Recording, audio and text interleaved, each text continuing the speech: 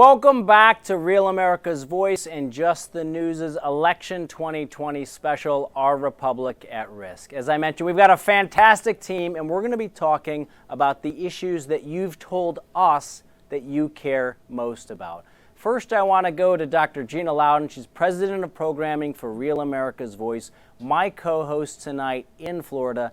Dr. Gina, we've titled this Our Republic at Risk. I know you've been talking with people throughout the day. Tell us what's on their mind and why is it so important that we get this right?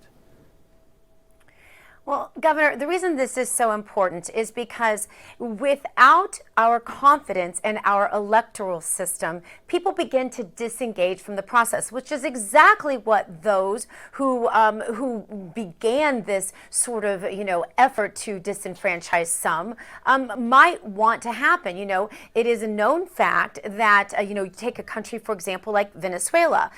They used to turn out to vote at a rate of about 86%. Since they've become a socialist country and people realize that their vote doesn't matter, their protest doesn't matter, their voice, if you will, doesn't count anymore, that number has gone down to about 45% of those who actually bother to even get involved in the electoral process at all.